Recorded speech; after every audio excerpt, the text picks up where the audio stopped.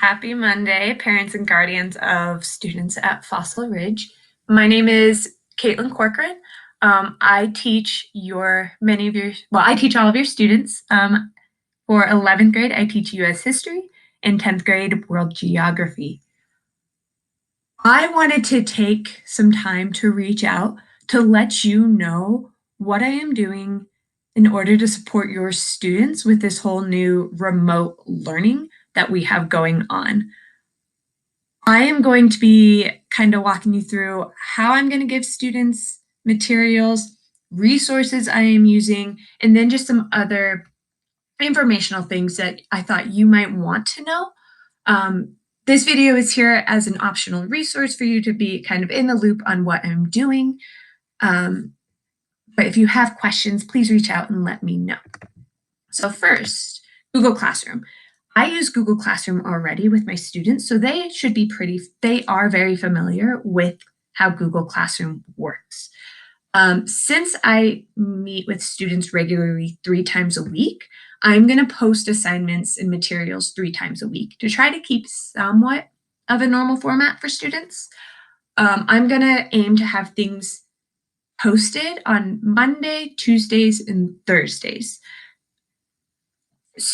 You and students will be able to determine then whether you want to follow a normal class format with this class, whether it's U.S. history or world geography, or if you want them to get it all done on one day. Maybe Friday is a world geography day, or Saturday is a world geography day, or whatever.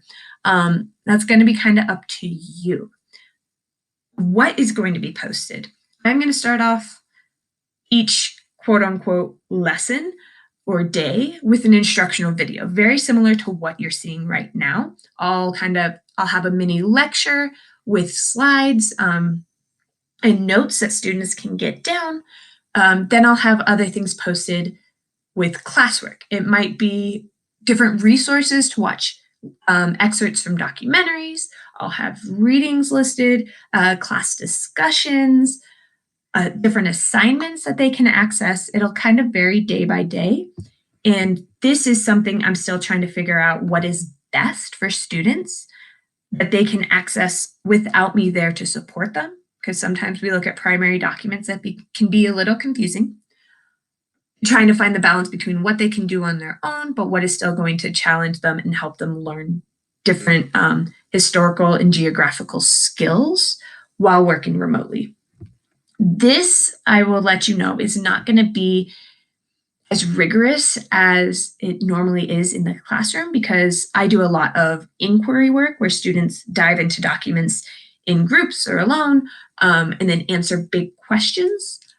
I am not going to be able to do the normal rigor that I do in a classroom because I'm not there to kind of support students access the material because sometimes it can be confusing, but I'm still going to try. I'm still figuring that out. Moral of that story. I will keep you posted on what that'll look like. If you have questions, please let me know. I want to find the right balance between accessible and still engaging for students who are all learning what remote learning looks like together. Due dates, as you can see, are going to be on Mondays. So I'll post things 3 times a week, but I'll have the following Monday as the ultimate due date. So anything posted today, March 23rd, will be due Monday, March 30th. Same with what I post on Tuesday and Thursday, due Monday, March 30th. And that'll be kind of the format I go with. Mondays will be kind of my grading the past week's materials day. So students should get it in by Monday. If they don't, for some reason, internet goes out for the week, or I don't know, they get sick and they can't. Students need to email me.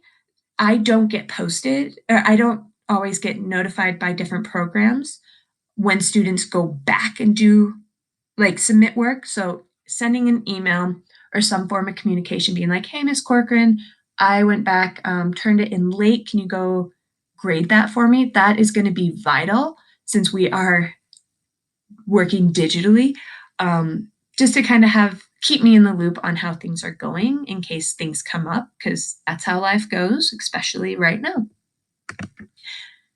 All right. I wanted to kind of show you Google Classroom. So this is what it'll look like for students. This is my first period US history class. I posted an instructional video for today and a survey for them to fill out. They can go in the stream or in classwork. It kind of looks a little bit easier. This will be our new unit we're starting this quarter is 1920s and Great Depression for US history. World geography, we're starting on Southwest and Central Asia. Here are the steps. They'll do this first, followed by that. This will be what it looks like during this remote learning time. Okay. A video program I'm going to be using a lot is Play Pause It. With my US history class this semester, I've started to do a flipped classroom where students do homework of watching a video with notes. World geography has not done this yet, but it's pretty simple and straightforward. US history students are familiar with it. World geography, I have instructions for them on how to access it. But what it'll be is, here's an old one for US history. I'll be lecturing and they'll be taking notes about the different topics of what I want them to learn that day. They'll take the notes in their notebook. And then something cool about this program is as they watch through it, throughout the video or at the end, questions will pop up for them to answer. So here's an example. I'll have this question, the correct answer. They'll use their notes or they can go back and watch sections of the video if they're confused. They can answer the question. It's kind of a way for me to see, I'm just clicking randomly, how well students understood the concept. That way, if I need to go back the following week and do kind of a quick reteach or answer questions, I am able to. And then it'll kind of just tell them how well they're doing on points as they go through.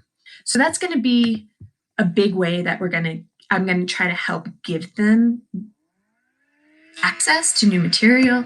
Students who might have 504s or IEPs will be able to play that multiple times if they need to. If they're confused, they can go at their own pace, replay things if I'm moving too fast. Students who work faster will be able to watch it and go through at their own pace as well, without necessarily having to wait for other students to catch up.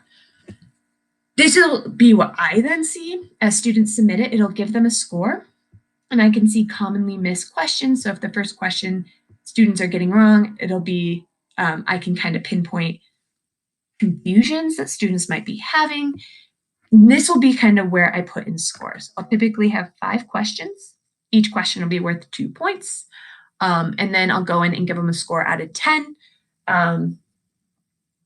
Yeah, that's just kind of the format that I have found to be the simplest for students and for myself. And then you can't see it on here because I screenshotted this for student privacy.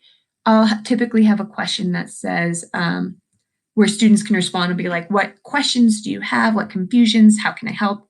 I'll look at that and kind of see if there is confusion. I can go back and support students later on. All right, other things.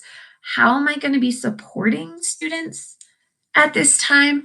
That is something I'm still trying to figure out, especially for students with IEPs and 504s. It's really hard because I'm not there in the moment to help support student learning. I feel like the videos are going to be a good resource for students, whether they get legal supports or not, because students will be able to replay at their own pace, watch the video as they need. It is going to be really important, though, for students to know what they need, especially for students who get environmental supports in the classroom, such as preferential seating. Even if they don't get preferential seating, it is really important for students to have an environment of learning at home, whether it's a specific desk or table that they dedicate just to schoolwork, being able to find a quiet space at home where they can limit distractions of siblings or of TVs, news, students having that self-accountability of putting their phones aside as they do their work. All of those supports are going to be really vital for students to be able to kind of focus in on what they need to as we all learn this remote learning model that we're all shifting to. All right, something else I connected to this email, there is a parent survey. It is really, so it is really for me, so I know how I can best support your student at this time. What access to internet and materials are they going to have for the next month or longer? It's also a way for me to know like what is going on. So is there anything you need me to know about what's happening at home, different situations? That way I can know how I can support your students remotely. It's kind of just a starting point for me so I can figure out what is best for me to do to support your child at this time. Other resources, some things that have really been helpful to me, especially with everything closing. This is totally optional, but really cool things I heard about. There is, if you want your student to continue to be reading, and all the libraries are closed right now, and we don't know how long that'll remain closed, here are some really cool resources that I know have been great for me. There's this program called Overdrive that you can download on your phone, and it's a way for you to digitally download ebooks. So I have it on my phone, but you can find your library, the Pooter Library, the Denver Library, and you can get audiobooks with this symbol or digital ebooks that you can download. If you have a Pooter River Public Library, the Fort Collins library card, go to pooterlibraries.org to access it, or I use the Overdrive and have it in as one of my libraries. Something else that's really cool and really helpful is Denver Library. If you have a Colorado address, you can get a Denver library card. So you'd go to denverlibrary.org/library card, and you can get a digital library card, and then you can access books through Overdrive as well to download onto your Kindle. You can download onto your phone, onto your laptop. That way students can continue to read. And it's nice to get a break from all of social media and the news and everything. And I mean, reading is just such a great thing in general. I tend to use the Denver Library more because they have more ebooks available than the Pooter Library. But both are great resources right now. Also, I think parents can also access this, but Audible, the audiobook program, they're giving free accounts right now and free access to their libraries while schools are closed as a way to support students of all ages. So you can listen to audiobooks. If you go to stories.audible.com, they'll have more information, but that's also a great resource right now. If there's only so much Netflix that you can watch, and to kind of break out of those, I don't know, the screen time that a lot of students are probably getting stuck in with TikTok, Facebook, Instagram, Netflix, Hulu. It's a lot right now, and it'll help kind of break up the norm. Yeah, I just wanted to let you guys know. I don't know where everyone is of resources and what's available at this time. But that's all I have right now. If you wouldn't mind going and filling in that survey, kind of just giving me an idea on what things are like at home right now, I would really appreciate it. If you have any questions, please feel free to reach out and email. I hope your families are doing well, and yeah, I guess your students will be hearing from me more in Google Classroom. And have a great day. Bye, guys.